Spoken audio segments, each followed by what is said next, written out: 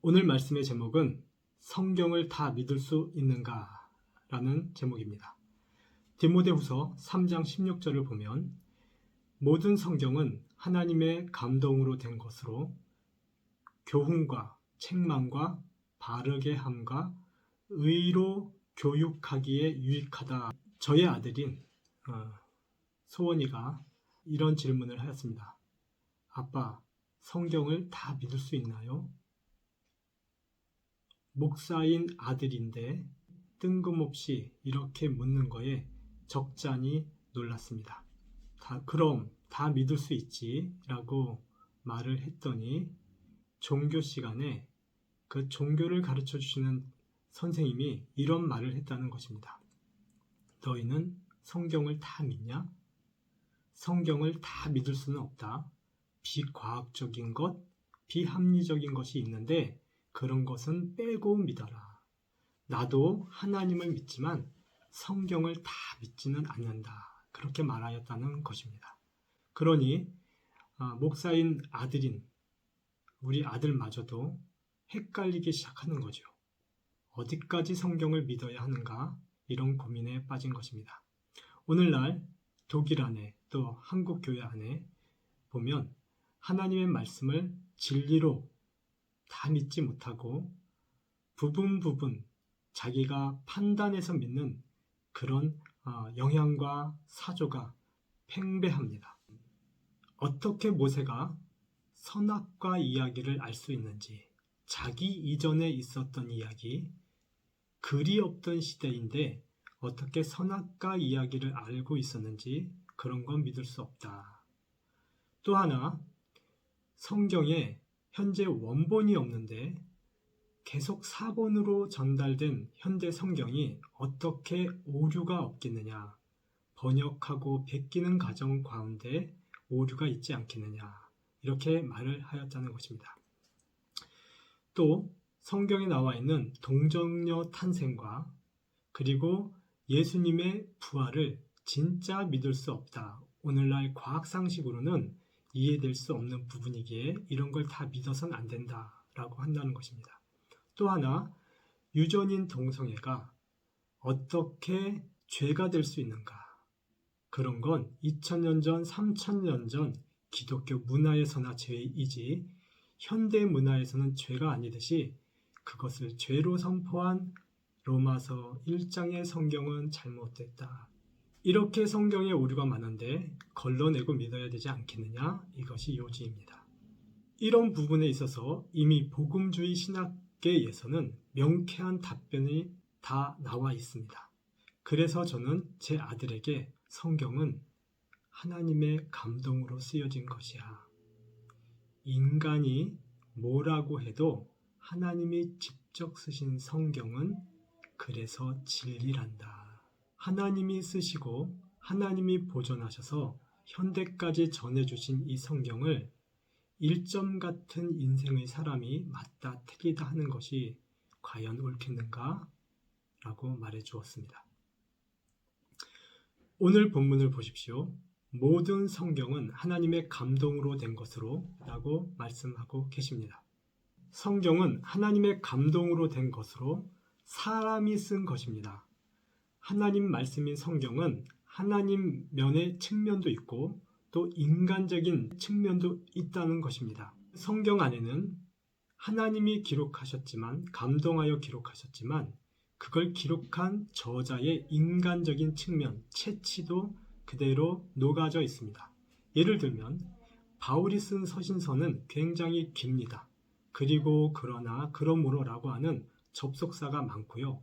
어떤 문장은 한 20줄, 30줄 정도로 마침표가 없이 연결되는 것을 봅니다. 그러나 야고보서 성경은 짧습니다. 간단합니다. 행함 없는 믿음은 죽은 것이다. 이렇게 짧고 간결합니다. 성경의 저자마다 자기의 인간적인 특성, 기질이 드러나고 있지요. 마찬가지로 누가복음을 보면 누가는 의사입니다. 그래서 예수님이 고치신 질병들에 대하여 의사적인 소견, 이건 무슨 병, 열병이다, 이렇게 진단을 합니다. 그러나 누가복음 외에 다른 복음서에서는 그냥 병으로 소개합니다. 이렇게 의사가 쓰는 것과 의사가 아닌 사람이 쓰는 것의 차이, 인간적인 특성과 특징의 차이가 성경에 분명히 나타납니다. 이러한 인간적인 측면이 채취가 나타나기 때문에 오늘날 많은 사람들이 성경을 편집했다, 짜집기했다, 하나님이 쓰신 것이 아니다 라고 생각하는 것이죠. 이런 문제는 이렇게 생각하면 쉽게 해결이 됩니다. 예를 들면요, 현대 축구 경기를 다 알고 계시죠? 월드컵도 있고 유로 리그도 있지 않습니까? 그 축구 경기의 룰을 월드컵 축구협회에서 이 축구 경기 룰을 다음 세대에 알리기 위해서 기록하기로 하였다고 생각하겠습니다. 그러면 그 기록을 누구에게 맡기는 것이 좋을까요? 모든 사람이 알고 있지만 아무나에게 맡길 수 없을 것입니다.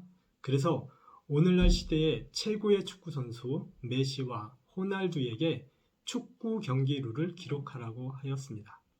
그렇게 메시와 호날두가 축구 경기 룰을 적은 것은 정확하겠지요. 동시에 서로 완전히 똑같지는 않겠지요. 왜냐하면 메시와 호날두가 같은 사람이 아니기 때문이죠. 그렇다고 해서 그들이 기록한 규칙이 틀릴까요?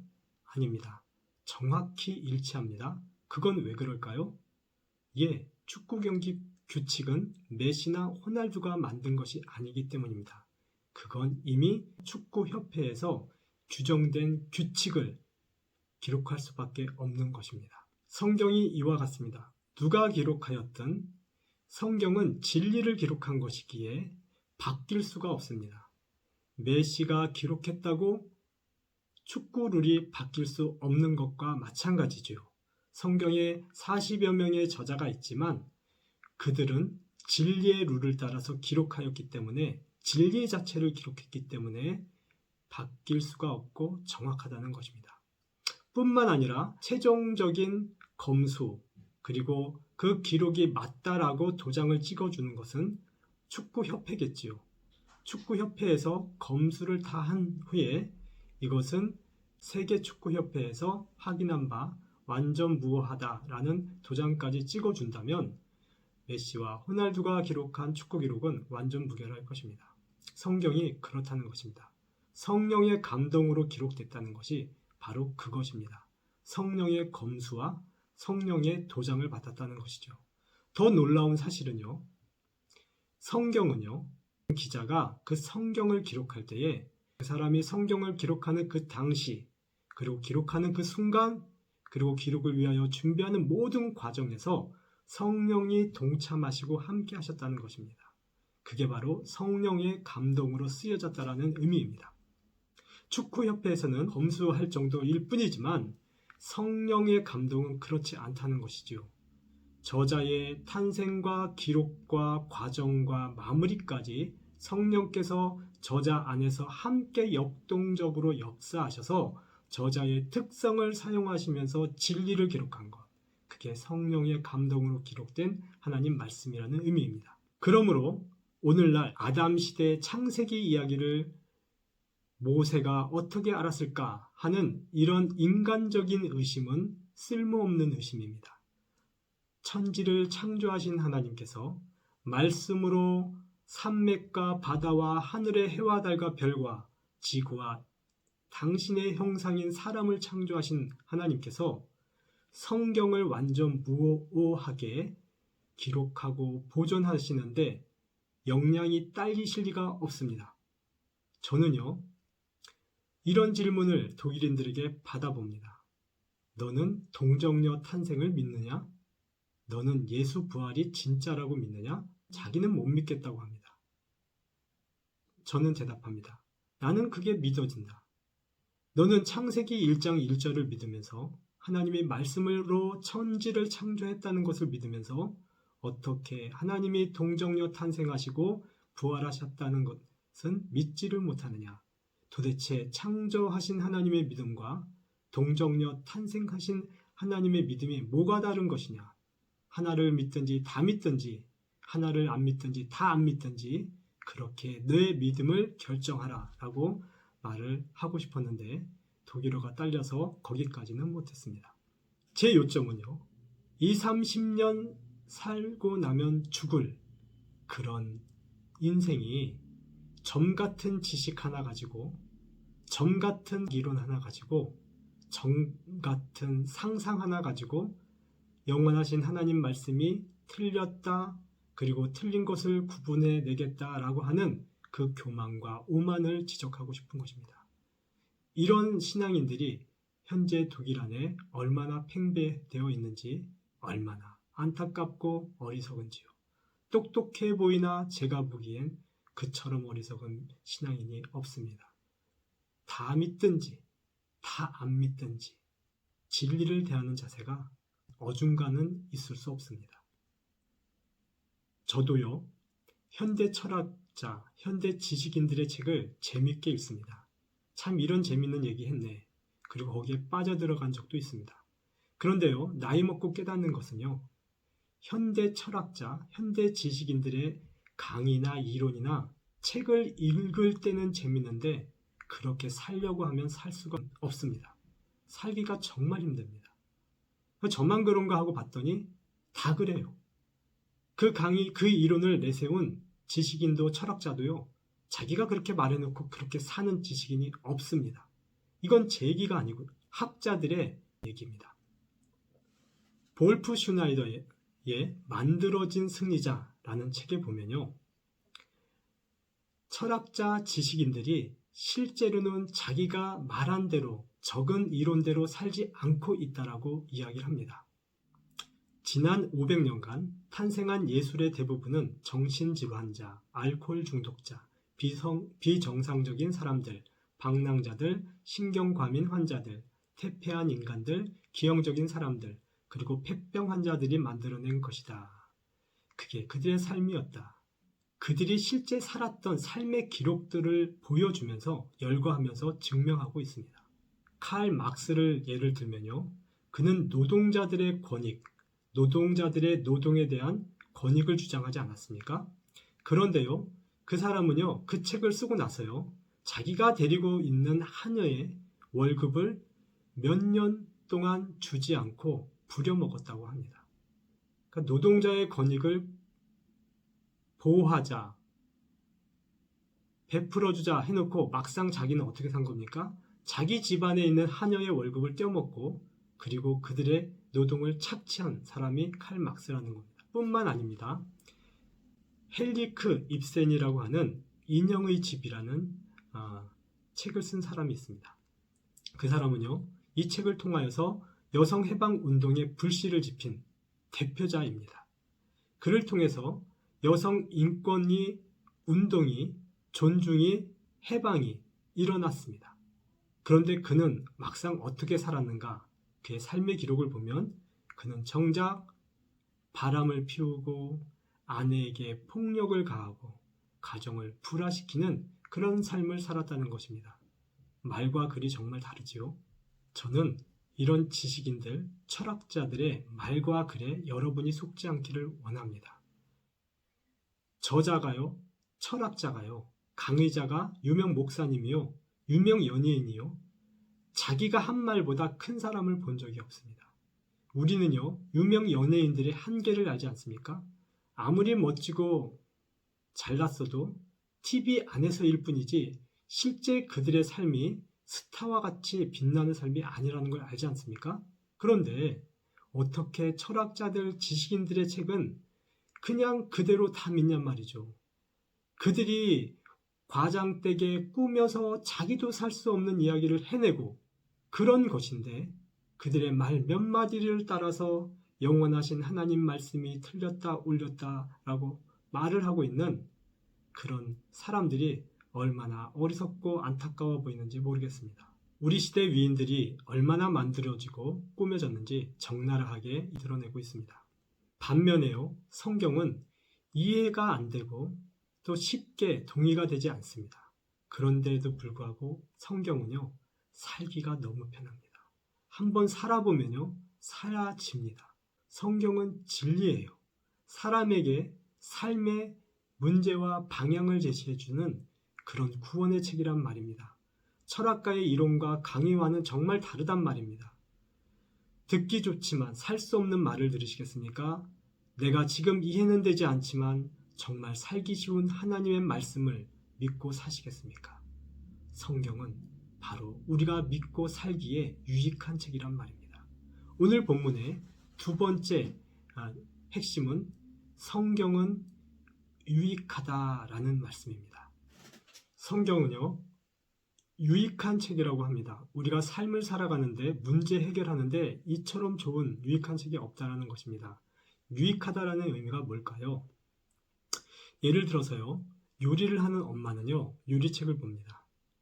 낚시를 좋아하는 아빠에게 요리책 재밌다고 보라고 하면요, 아빠는 관심이 없습니다. 자녀들을 건강하게 먹이고 싶은 엄마는 요리책 보는 것이 유익하죠. 반대로요, 낚시를 좋아하는 아빠는요, 어떻게 낚시하는지 낚시법 책이 유익합니다. 그래서 그거를 엄마에게 보여주면 엄마는 짜증 부립니다. 이게 뭐가 재밌냐고요. 유익하다는 것은요, 자기가 관심이 있을 때, 그리고 자기가 살고자 할 때, 그럴 때 유익하다라는 말을 합니다. 우리가 성경이 유익하다는 것은요, 우리가 하나님 말씀으로 살아가는 사람, 하나님 말씀을 진리로 여기는 사람에게만 유익하게 될 수 있다는 것입니다. 다시 말씀합니다. 앞서 말한 철학자들, 그리고 성경이 유익하지 않다라고 하는 사람들은요, 성경에 정말 관심이 있을까요? 관심이 없습니다. 그 사람들은 예수님에게 관심이 없습니다. 하나님을 영접하지 않았고 영접했어도 가짜로 영접한 그런 사람들입니다. 그러니까 성경이 유익하지 않죠. 재미가 없지요. 진리로 살아볼 만한 가치가 없다는 것입니다. 그러나 반대로 예수님을 영접한 사람, 예수님을 내 주인으로 고백한 사람, 예수님을 진리로 영접한 사람은요, 성경처럼 유익한 것이 없습니다. 그렇게 삶의 문제를 해결해주는 하나님의 자상한 말씀이 없습니다. 내 영이 힘없을 때, 내 육신이 근심으로 음식이 전폐되었을 때 밥을 먹을 수 있게 하는 용기를 주고 위로를 주는 게 성경입니다. 성경은 그래서 유익합니다. 성경은 예수를 믿을 때, 예수를 진리로 하나님의 아들로 영접했을 때 그제서야 비로소 유익한 책입니다. 그런 성경을 믿지도 않으면서 마치 소설책, 추석서 같은 용도로 활용하는 사람들이 성경이 진리가 아니다, 오류투성이다 라고 말하는 사람들의 그 말이 얼마나 허탄한 말인지 토로하지 않고는 견딜 수가 없을 정도입니다.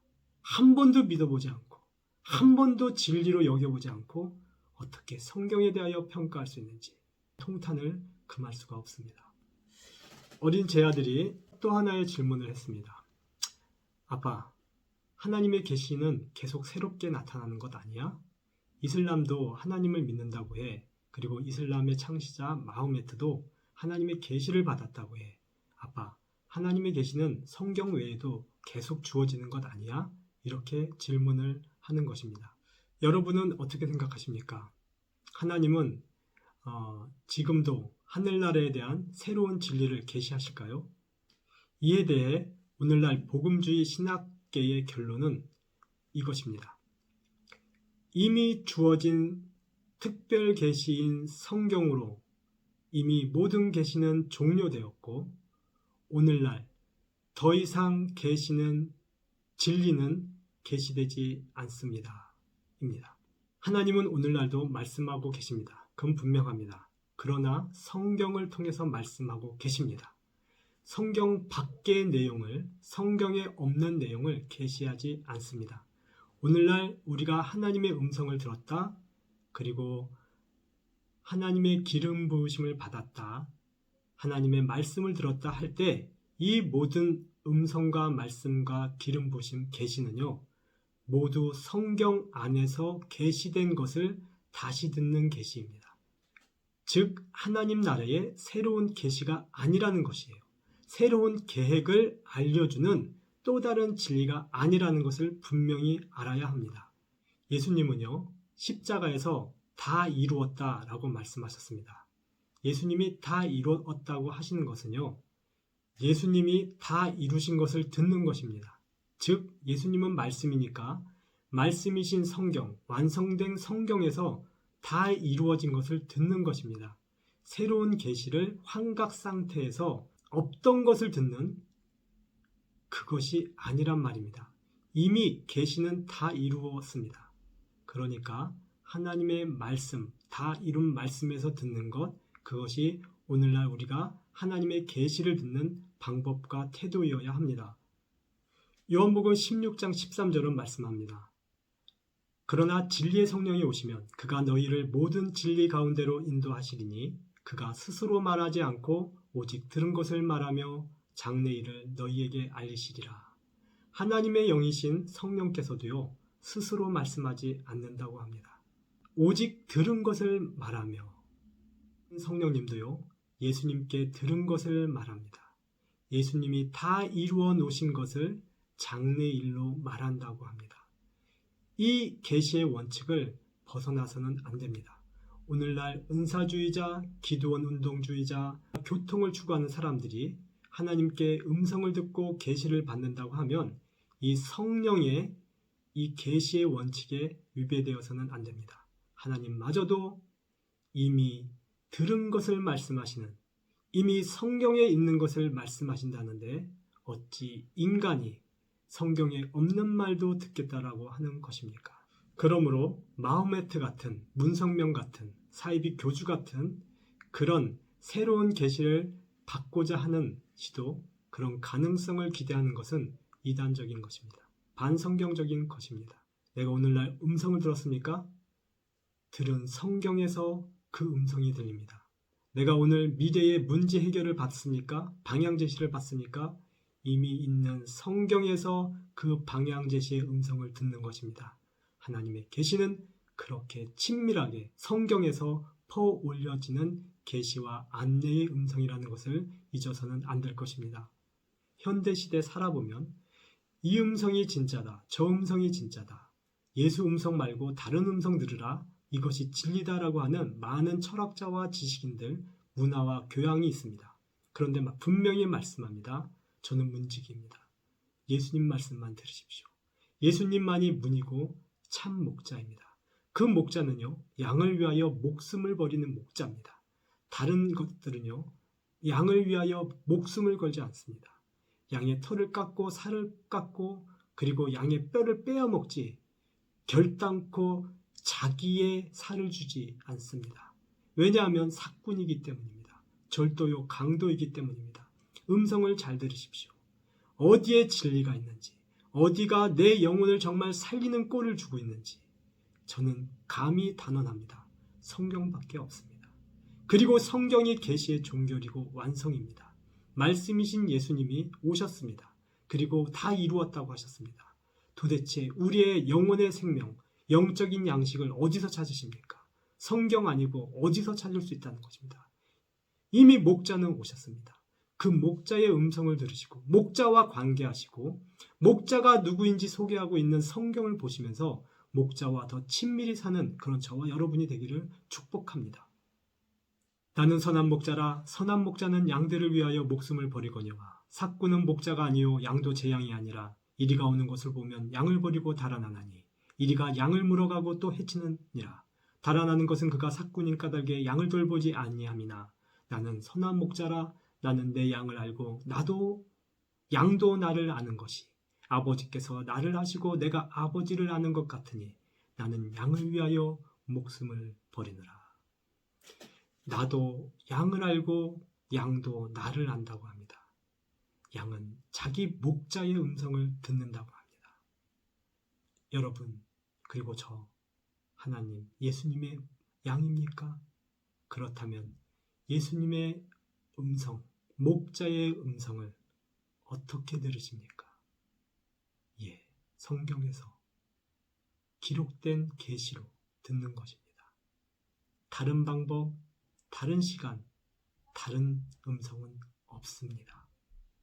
양도 목자를 알고 목자도 양을 아는 것이 내 양은 내 음성을 듣나니 목자의 음성을 듣는 참양, 그런 저와 여러분 되시기를 축복합니다. 오늘 설교의 결론을 내립니다. 오직 성경, 오직 예수님이 계시의 시작이요 종결자입니다. 그 성경은 예수님의 영인 성령의 감동으로 기록된 책입니다. 쓰기는 사람이 썼지만 그 사람의 모든 감흥과 생각과 그리고 의도를 성령께서 감동하시고 주관하셨다라는 말씀입니다. 인간이 맞다 틀리다 라고 할 수 있는 그런 책이 아닙니다. 성경은 그 자체로 진리입니다. 오류가 없습니다. 교황 무오설은 믿으면서 성경 무오설은 믿지 못하는 오늘날 세대가 그저 한스럽습니다. 학자의 점 같은 지식이 성경의 진리를 틀렸다라고 오만하게 판단하는 것이 그런 현대 지식이 틀렸습니다. 성경이 맞습니다. 성경은 진리입니다. 저와 여러분의 생명과 삶의 문제를 의뢰하고 해결받을 수 있는 유일한 하나님의 말씀입니다. 하나님의 계시요 권위입니다. 이 성경을 믿으시고 이 성경의 진리를 바꾸는 일이 없기를 축복합니다. 축원합니다.